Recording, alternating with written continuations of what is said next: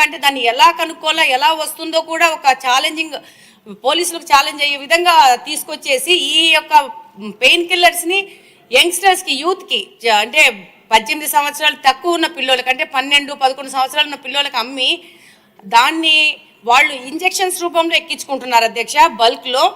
దానివల్ల వాళ్ళ ఆరోగ్యం దెబ్బతింటా ఉంది. ఇంట్లో వాళ్ళు తల్లుల దగ్గర వాళ్ళని కొట్టి వాళ్ళని హింసించి కూడా డబ్బులు దొంగతనం చేయడం కానీ వాళ్ళని హింసించి తీసుకుపోవడం జరుగుతుంది వీటిని కొనుక్కోవడానికి. రెండో విషయం ఏంటంటే ఈ యొక్క పెయిన్ కిల్లర్స్ వాడడం వల్ల దాన్ని ఒక గ్రూప్ ఒకటేసారి ఒకటే ఇంజెక్షన్లో ఎక్కించుకోవడం వల్ల దానివల్ల అంటువ్యాధులు కూడా ప్రబలే అవకాశం ఉంది అధ్యక్ష.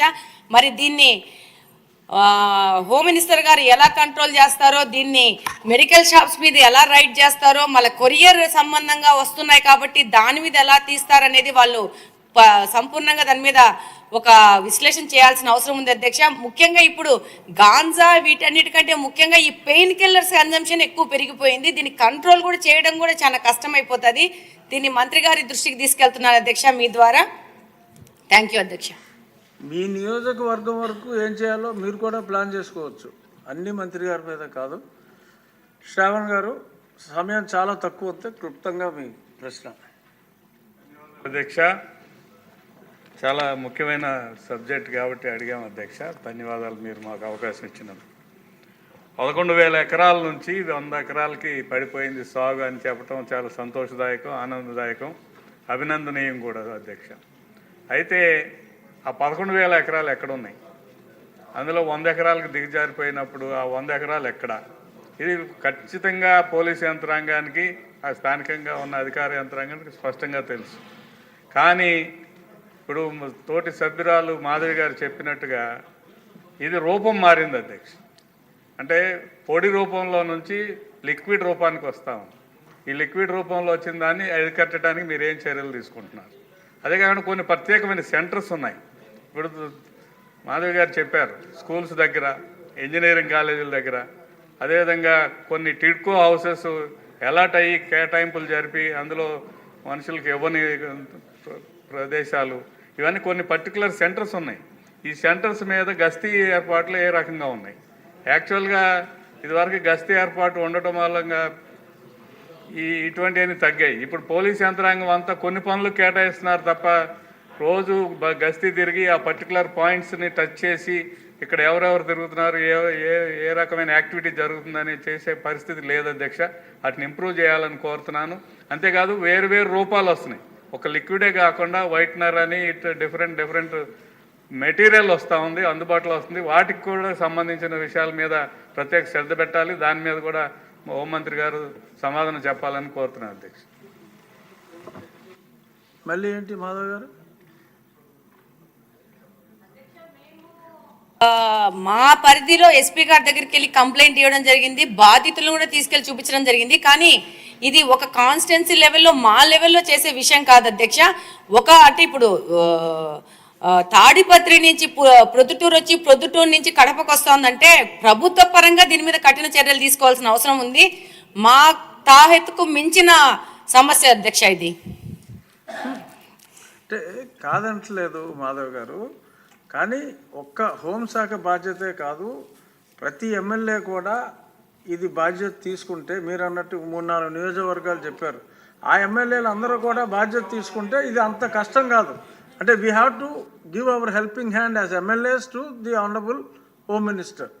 Then only there would be a comprehensive solution. Courier కంపెనీల మీద నిఘా వేయాల్సిన అవసరం ఉంది. దాంతోపాటు మెడికల్ షాప్స్ మీద సీరియస్ రైడ్స్ చేయాల్సిన అవసరం ఉంది. వాళ్ళు ఏ విధమైన బిల్లులు లేకుండా వీటిని తెచ్చుకుంటున్నారు.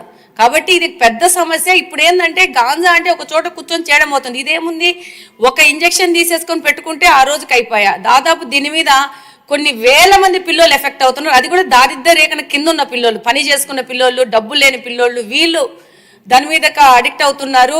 దానివల్ల చాలా సమస్యలు పెరుగుతున్నాయి అధ్యక్ష. అనిత గారు, అన్ని ప్రశ్నలకి సమాధానం. అధ్యక్ష, గౌరవ సభ్యులు గల్లా మాధవి గారు, రెడ్డప్ప మాధవి గారు, శ్రావణ్ గారు అందరూ కూడా చాలా, అంటే ఇప్పుడు ఈ గాంజాని ఎలా నిరోధించాలి, గాంజా మీద ఉక్కు పదం ఎలా మోపాలి అనే దాని మీద చాలా సీరియస్గా డిస్కషన్ కూడా జరిగింది అధ్యక్ష. దీని మీద మన గవర్నమెంట్లోకి వచ్చిన వెంటనే కూటమి గవర్నమెంట్ ఏర్పడిన వెంటనే ఫస్ట్ ఆఫ్ ఆల్ గౌరవ ముఖ్యమంత్రి గారు డిపార్ట్మెంట్ వాళ్ళందరితోని కూడా కూర్చొని ఈ గాంజా ఎక్కువగా ఉండటం వల్ల లాస్ట్ గవర్నమెంట్లో ఈ గాంజా డ్రగ్స్ వినియోగం కానీ రవాణా కానీ విపరీతంగా అయిపోవటం, ఎక్కడైనా గాంజా దొరికినా డ్రగ్స్ దొరికినా దానికి సెంటర్ పాయింట్ ఆంధ్రప్రదేశ్ అవ్వడం లాస్ట్ గవర్నమెంట్లో మనం చూసాం. దీని నేపథ్యంలో ఫస్ట్ ఆఫ్ ఆల్ ఈ క్రైమ్ రేట్ని తగ్గించాలి అంటే ఈ గాంజాను అరికట్టాలి, అదేవిధంగా డ్రగ్స్ని అరికట్టాలి అనే ఏకైక ఉద్దేశంతో గౌరవ చంద్రబాబు నాయుడు గారు సీఎం గారు ఒక ఏర్పాటు చేసుకుని ఈగల్ అని ఒక సపరేట్గా ఒక వింగ్ని కూడా ఏర్పాటు చేయడం జరిగింది అధ్యక్ష.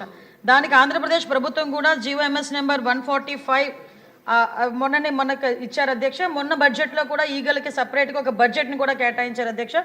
ఒక ఐజీ లెవెల్ ఆఫీసర్ని డిఐజీ లెవెల్ ఆఫీసర్ని ఏర్పాటు చేసి ఒక టీంని ఏర్పాటు చేయడమే కాకుండా ప్రతి జిల్లాలోని కూడా ఈగల్ టీమ్స్ని ఏర్పాటు చేయడం, అదేవిధంగా నార్కోటిక్ పోలీస్ స్టేషన్స్ని ప్రతి జిల్లాలో సుమారుగా 26 జిల్లాల్లోనూ కూడా అధ్యక్ష నార్కోటిక్ కంట్రోల్ సెల్స్ని ఏర్పాటు చేయడం కూడా జరిగింది అధ్యక్ష.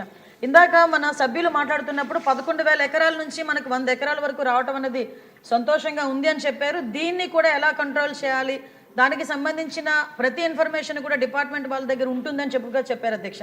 అది ఉండటానికి నిజంగా ఒక 20 హాట్స్పాట్లను కూడా ఈగల్ టీమ్ అదేవిధంగా డిపార్ట్మెంట్ వాళ్ళందరూ కూడా ఐడెంటిఫై చేశారు అధ్యక్ష. సుమారుగా మనం చూసుకుంటే అధ్యక్ష నెంబర్ ఆఫ్ విలేజెస్ చూసుకుంటే దగ్గర 7 విలేజెస్లో అధ్యక్ష 375 అంటే మండలాల్లో 7 మండలాల్లో 375 విలేజెస్లో ఈ హాట్స్పాట్స్ని గుర్తించి కల్టివేషన్ చేయకుండా తీసుకునే బాధ్యతను కూడా తీసుకున్నారు అధ్యక్ష. ఒక ఎగ్జాంపుల్ చెప్పాలి అధ్యక్ష, 359 ఫ్యామిలీస్ ఇందులోని గత కొన్ని సంవత్సరాలుగా వీళ్ళు హ్యాబిచువల్ అఫెండర్స్ అధ్యక్ష. కల్టివేషన్ చేస్తూనే ఉంటారు, ఎంతమంది చెప్పనేయండి ఎన్ని చేయనియండి వాళ్ళు అక్కడ కల్టివేషన్ చేస్తూనే ఉంటారనమాట. మన గవర్నమెంట్ వచ్చిన తర్వాత 359 ఫ్యామిలీస్ని కూడా ఐడెంటిఫై చేసి వాళ్ళకి ఆల్టర్నేట్ క్రాప్స్ ఇచ్చి ఈ సంవత్సరం ఒక ప్లాంట్ కూడా వేసుకునే పరిస్థితి లేకుండా వాళ్ళని మోటివేట్ చేసుకుని వాళ్ళు మన కంట్రోల్లో పెట్టుకునే పరిస్థితి వచ్చింది అధ్యక్ష. దీనికి చెప్పేది ఏంటంటే ఏ రకంగా తగ్గించారు 11,000 ఎకరాల నుంచి 100 ఎకరాల వరకు అని చెప్పడానికి ఇది ఒక ఎగ్జాంపుల్గా చెప్తున్నాం అధ్యక్ష. సుమారుగా ఈ గాంజాయి సాగు చేసిన తర్వాత ట్రాన్స్పోర్టేషన్ కూడా చూసుకుంటే అధ్యక్ష మనకి మిగతా రాష్ట్రాల నుంచి ఈ మధ్య కాలంలో మనం గాంజా పట్టుకున్నాం అధ్యక్ష. దగ్గర 40,088 కిలోల గంజాయిని మనం పట్టుకున్నాం అధ్యక్ష. 564 వాహనాలను జప్తు చేయడం జరిగింది అధ్యక్ష. అంటే సుమారుగా మనం చూసుకుంటే అధ్యక్ష మన దగ్గర కల్టివేషన్ కన్నా ఈ చుట్టుపక్కల రాష్ట్రాల నుంచి మన దగ్గరకు వచ్చే ట్రాన్స్పోర్టేషన్ చాలా ఎక్కువగా ఉంది అధ్యక్ష. దీని నేపథ్యంలో ఇమ్మీడియట్గా హోంశాఖ అదేవిధంగా ఈగల్ టీం వాళ్ళు కలిపి ఒక ఇంటర్ స్టేట్ కోఆర్డినేషన్ మీటింగ్ కూడా ఏర్పాటు చేసుకోవడానికి అదేవిధంగా ఒక సెల్ను కూడా ఏర్పాటు చేసుకోవడానికి కూడా నిర్ణయించుకున్నాం అధ్యక్ష. దాని మీద ఆల్రెడీ స్టేట్ లెవెల్ కమిటీ కూడా ఒకటి ఫామ్ అయింది అధ్యక్ష. సిఎస్ గారి ఆధ్వర్యంలో ఒక స్టేట్ లెవెల్ కమిటీ అదేవిధంగా మనకి డిస్ట్రిక్ట్ లెవెల్ కమిటీస్ కూడా ఇందులో ఉన్నాయి అధ్యక్ష. డిస్ట్రిక్ట్ మెజిస్ట్రేట్ మనకి ఆధ్వర్యంలో మన ఎస్పీ గారు చైర్మన్గా ఉండి ఒక కమిటీ కూడా ఏర్పాటు చేసుకోవడం జరిగింది అధ్యక్ష.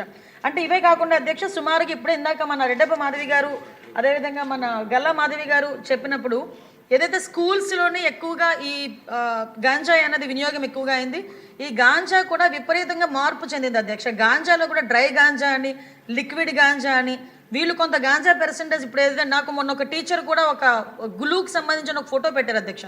ఆ గ్లూకి సంబంధించింది ఎక్కువ పిల్లలు వాడుతున్నారు, అదేంటో ఒకసారి చెక్ చేయించండి అని కూడా నాకు కూడా పంపించడం జరిగింది అధ్యక్ష. ఈ గ్లూస్ కానీ పెయిన్ కిల్లర్స్ అంటే రూపం మార్చుకొని గాంజాయికి ప్రత్యామ్నాయంగా గాంజాయితో కలిసినవి ఇవన్నీ కూడా తీసుకురావడం జరిగింది అధ్యక్ష. దీనిని ఎట్టి పరిస్థితుల్లోని గ్రౌండ్ లెవెల్ నుంచి కూడా మనం క్లియర్ చేయాలి అని ఒకే ఒక ఉద్దేశంతో ఎస్పెషల్లీ గౌరవ విద్యాశాఖ మంత్రి నారా లోకేష్ గారి ఆధ్వర్యంలో ఈరోజు స్కూల్స్లో కూడా ఈగల్ టీమ్స్ని ఏర్పాటు చేసుకోవడం జరిగింది అధ్యక్ష. దానికి సపరేట్గా ఒక జీవో కూడా ఇవ్వడం జరిగింది అధ్యక్ష. మెమో నెంబర్ 271473/MS/2025 మొన్న 10th ఫిబ్రవరిన ఇది సర్క్యులర్ కూడా జారీ చేయడం జరిగింది అధ్యక్ష. దీన్ని బట్టి స్కూల్స్లోని కూడా ఈగల్ టీమ్ని ఏర్పాటు చేయడం, ఈగల్ టీం ద్వారా చిన్నపిల్లలకి కూడా అవేర్నెస్ క్రియేట్ చేయడం, ఎవరైనా ఇటువంటి బారిన పడి వాళ్ళు ఇబ్బంది పడే పరిస్థితులు కానీ అవతల వాళ్ళు ఇబ్బందులు పెట్టే పరిస్థితి కానీ వస్తే ఆ ఇన్ఫర్మేషన్ కనీసం టీచర్స్కి ఇవ్వడం, హెచ్ఎంకి ఇవ్వడం, వాళ్ళని డీఅడిక్షన్ సెంటర్లోకి కూడా వాళ్ళని పంపించి ఏర్పాటు చేయడం, ఇదంతా ఒక ప్రొసీజర్ ప్రకారం చేయడానికి ఈరోజు గవర్నమెంట్ కూడా సిద్ధపడింది అధ్యక్ష. గ్రామాల లెవెల్లోనే కాదు పాఠశాల లెవెల్లోని కూడా గాంజా నిర్మూలించాలి అనుకుంటే ఈగల్ టీమ్స్ అనేవి